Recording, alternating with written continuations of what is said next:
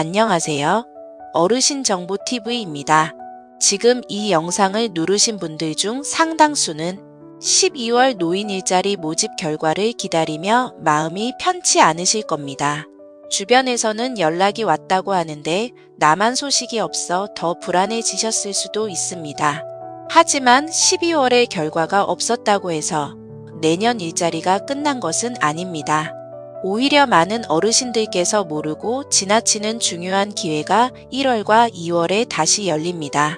오늘 영상에서는 그 기회가 왜 생기는지 그리고 어떻게 준비하셔야 하는지를 정확하게 정리해 드리겠습니다.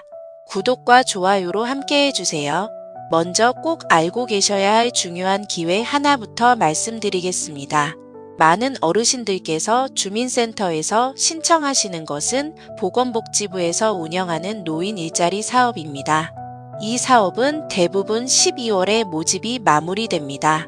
그래서 이때 결과가 좋지 않으면 내년에는 일자리가 없는 것처럼 느껴지실 수 있습니다. 하지만 그렇지 않습니다.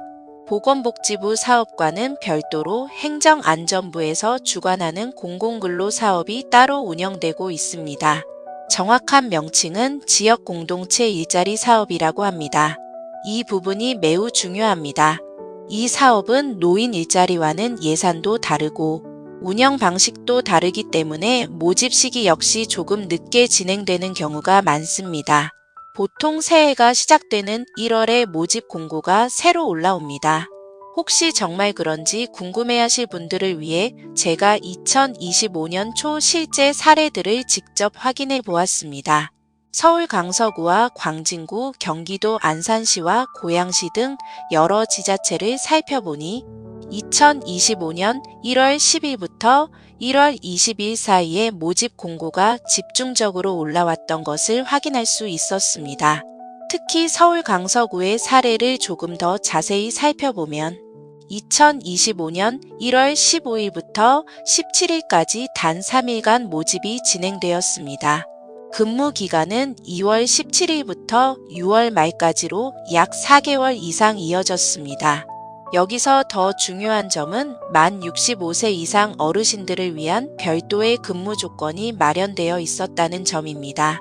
일반 참여자는 하루 5시간 근무였지만 65세 이상 어르신의 경우 하루 3시간씩 주 5일 근무하는 방식이었습니다. 급여뿐만 아니라 간식비와 교통비도 별도로 지급되었고 4대 보험도 모두 적용되었습니다. 이런 일자리는 주민센터에 신분증만 가지고 가셔도 신청하실 수 있습니다. 강서구뿐만 아니라 성남시도 1월 13일에 모집을 진행했고 다른 여러 구청들도 비슷한 시기에 함께 움직였습니다. 근무는 보통 2월이나 3월부터 시작되기 때문에 1월 중순에 사람을 뽑는 구조인 것입니다.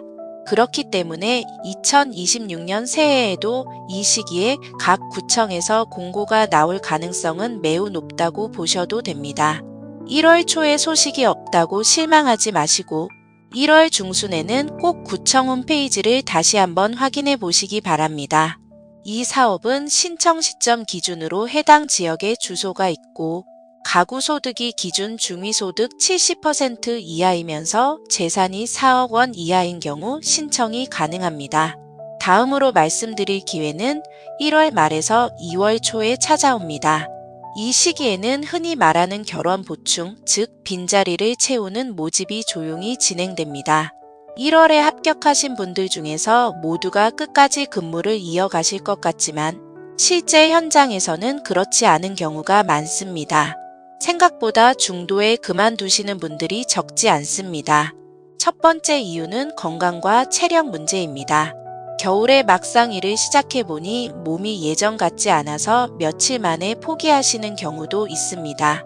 두 번째 이유는 디지털 환경 때문입니다. 요즘은 출근 확인을 스마트폰 앱이나 QR코드로 하는 곳이 많다 보니 이런 부분이 부담이 되어 스스로 그만두시는 분들도 계십니다. 세 번째로는 갑작스러운 가정 사정입니다. 자녀나 손주 돌봄, 이사 등의 이유로 일을 계속하기 어려워지는 경우도 있습니다. 이렇게 생긴 빈자리는 기관 입장에서는 빠르게 채워야 할 중요한 문제입니다. 그래서 기존 대기자에게 연락을 하거나 새로 사람을 뽑게 됩니다. 바로 이 지점이 어르신들께서 노려보셔야 할 기회입니다. 1월 말쯤에 이전에 접수하셨던 시니어 클럽이나 주민센터를 다시 찾아가셔서 정중하게 문의해 보시기 바랍니다. 대기 순번이지만 혹시 중간에 그만두신 분이 있는지 여쭤보는 것만으로도 담당자에게 좋은 인상을 남길 수 있고 실제로 연락을 받을 가능성도 높아집니다. 세 번째로는 사회 서비스형과 민간형 일자리입니다. 많은 어르신들께서 월 29만 원 수준의 공공형 일자리에만 집중하시지만 실제로는 월 60시간 근무하고 약 76만 원 이상을 받을 수 있는 사회 서비스형 일자리도 있습니다. 이 유형의 일자리나 실버 카페 같은 시장형 일자리는 운영 방식이 조금 달라서 2월부터 본격적으로 시작되는 경우가 많습니다. 작년에도 신청은 12월에 받았지만 교육과 근무는 2월에 시작된 사례들이 많았습니다. 그래서 1월 말이나 2월 초에 추가 모집이나 인원 확정 공고가 다시 나오는 경우가 생깁니다. 특히 시니어 인턴십처럼 민간 기업과 연계된 사업은 예산이 소진될 때까지 연중 모집이 이루어집니다. 12월에 신청하지 못했다고 해서 올해 기회가 끝난 것은 절대 아닙니다. 설 연휴 이후에는 기업들도 다시 사람을 구하기 시작하기 때문에 오히려 선택지가 넓어질 수 있습니다. 월 29만 원보다 훨씬 높은 급여를 받을 수 있는 기회가 2월에도 있다는 점 꼭 기억해 두시면 좋겠습니다. 이제 마지막으로 어르신들께서 실제로 어떻게 움직이시면 좋을지 정리해 드리겠습니다. 먼저 거주하고 계신 지역의 구청 홈페이지를 자주 확인하셔야 합니다. 지역 공동체 일자리나 공공근로라는 단어를 자주 검색해 보시기 바랍니다. 다음으로는 노인 일자리 여기 앱이나 사이트를 활용하시는 것도 좋습니다. 이곳에서는 현재 모집 중인 일자리를 지도 형태로 확인하실 수 있습니다. 모집 중 표시가 있는 곳이 보이면 바로 전화로 문의해 보시는 것이 좋습니다. 또 한 가지는 거주지 인근 시니어 클럽의 전화번호를 미리 적어 두셨다가 1월 20일 전후로 한 번쯤 문의 전화를 해보시는 것입니다. 혹시 결혼이 생긴 자리가 있는지 정중하게 여쭤보시면 됩니다. 마지막으로 보건증이나 건강진단서 같은 기본 서류를 미리 준비해 두시는 것도 도움이 됩니다.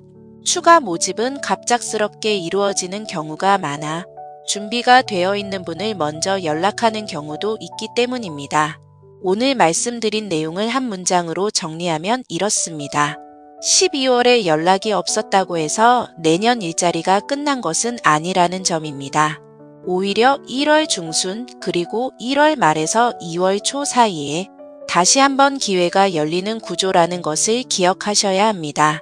이 시기를 알고 준비하시는 분과 그냥 지나쳐 버리시는 분의 결과는 분명히 달라질 수 있습니다. 앞으로도 어르신들께 꼭 필요한 정보, 놓치기 쉬운 기준과 타이밍을 중심으로 계속 정리해 드리겠습니다. 도움이 되셨다면 구독과 좋아요로 함께 해주세요. 어르신정보TV였습니다. 늘 건강하시고 행복하세요.